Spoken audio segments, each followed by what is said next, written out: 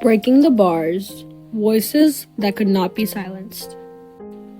In September of 1971, the walls of Attica Correctional Facility in upstate New York enclosed more than just prisoners. They held decades of frustration, injustice, and ignored voices. What unfolded inside Attica would become one of the deadliest prison uprisings in American history, and a defining moment in the struggle for human and civil rights behind bars. The events at Attica reflected deeper failures within the American prison system during a period of national unrest. Across the country, the civil rights movement, Black Power activism, and anti-war protests were reshaping society. Yet inside prisons, calls for dignity and justice were largely silenced. This was not simply a riot. It was a revolution born from neglect and oppression. Incarcerated men risked everything, not to escape, but to be recognized as human. The Attica prison riot of 1971 exposed systematic abuse within the U.S. prison system and became a turning point in how Americans understood prisoners' rights, state power, and the limits of reform. By 1971, Attica prison had become a symbol of dehumanization in the American criminal justice system. The prison was overcrowded, understaffed, and violent. Inmates were allowed one shower per week, one roll of toilet paper per month, and had limited access to medical care. Food was inadequate, education was scarce, and prison labor paid only a few cents a day. Former prisoner Carlos Roche explains, racial inequality shaped daily life at Attica. Against the white guys against the Spanish guys against the black guys, and as long as they, created division, they were able to control the jail. Over 60% of inmates were black or Latino, yet nearly all the guards were white. Prisoners of color faced harsher punishments and fewer opportunities. Guards, meanwhile, felt underpaid and unsafe in a tense environment. Both sides felt trapped within a broken system, regardless of their race. Attica's rural isolation intensified abuse. Far from public scrutiny, mistreatment continued unchecked. Inside, anger and hopelessness grew. Beyond the prison walls, the nation was in turmoil. Civil rights protests, Black Power ideology, and resistance to the Vietnam War inspired inmates, who followed these movements through newspapers and political writings. Many began to view their imprisonment as part of a broader struggle for justice. In August 1971, the killing of activist and writer George Jackson at San Quentin Prison intensified fear and rage. His death reinforced the belief that peaceful reform would be ignored. Years of mistreatment, racial tension, political awareness, and a broken grievance system created a perfect storm. Rebellion was no longer an impulse, it was inevitable. On September 9, 1971, tensions inside Attica Correctional Facility erupted. After a confrontation between inmates and guards, prisoners seized control of the D-Yard and took 42 guards and civilian employees hostage. Far from chaos, the yard became a structured, functioning society. Inmates formed councils to manage food, sanitation, security, and negotiation efforts. Leadership emerged across racial and ideological lines. Figures like Frank Big Black Smith and Elliot L.D. Barclay became central voices of organization and morality. Barclay emphasized that the uprising was not about revenge or escape, as he later told observers, "We are men, we are not beasts, and we do not intend to be beaten or driven as such." The prisoners drafted over 30 demands focused on basic human rights: improved medical care, fair wages, religious freedom, better living conditions, education, protection from brutality, and amnesty for those involved in the uprising. Amnesty was the most controversial demand. The state viewed it as a direct challenge to authority, while prisoners saw it as protection from retaliation.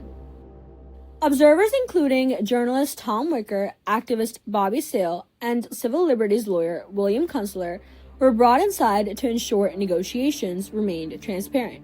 Kunstler played a key role both as a mediator and a legal advocate for the inmates, documenting their grievances and later representing them in lawsuits. Many argued that the demands were reasonable and reflected fundamental human rights, not chaos or destruction.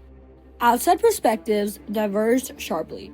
Civil rights activists viewed Attica as a microcosm of systematic racism and oppression.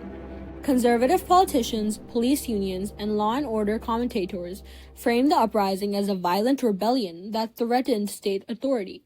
For many Americans, the events inside the prison represented a moral and political dilemma.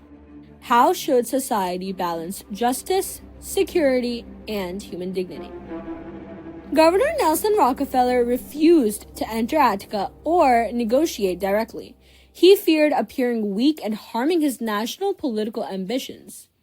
After 4 days of stalled negotiation, he ordered the prison retaken by force. On September 13, 1971, helicopters dropped tear gas over D Yard. Troopers and correctional officers opened fire with rifles and shotguns through the smoke. Within 15 minutes, 39 people were dead, inmates and hostages alike, almost all killed by police gunfire. Immediate reports falsely claimed inmates had killed hostages. Newspapers repeated the narrative, framing the uprising as brutal and lawless. Autopsies later revealed the truth. State gunfire killed all hostages. The revelation caused national outrage and exposed an official cover-up. Surviving inmates faced severe retaliation. Beatings, humiliation, denial of medical care, and psychological abuse followed. Families of inmates and hostages were traumatized, each struggling to make sense of the chaos. The inmates fought for dignity and recognition of their humanity. The hostages and their families faced terror, loss, and betrayal. Guards confronted threats to their lives while navigating flawed institutional structures. Activists and legal observers, journalists like Tom Wicker, Black Panther leaders like Bobby Seale, and lawyers like William Kunstler documented abuses, pushed for accountability, and amplified the prisoners' demands. Kunstler, in particular, later represented survivors in lawsuits that exposed systematic wrongdoing. Politicians and law and order advocates framed the events as a challenge to authority and social order. The public, initially misinformed, was later shocked by retaliations of state violence. In the long term, Attica Prison catalyzed change.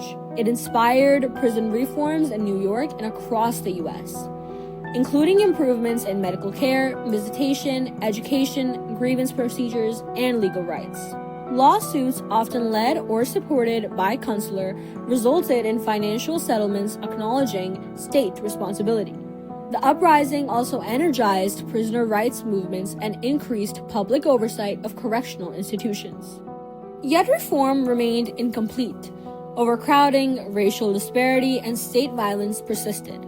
This event shows that systematic change is difficult, and injustice left unaddressed can explode into rebellion. The Attica Prison Riot of 1971 stands as one of the most significant confrontations between incarcerated people and the American state. What began as a fight against dehumanization became a revolutionary assertion of humanity. The violent state response revealed the consequences of silencing marginalized voices and the lengths to which the government would go to maintain authority. Attica reshaped national understanding of prisoners' rights, state responsibility, and the limits of power. The uprising led to national outrage and became a turning point that exposed systematic injustice and forced prison reform, demonstrating how revolutionary action triggered government reaction. The Attica Prison Riot of 1971 changed the American prison system forever.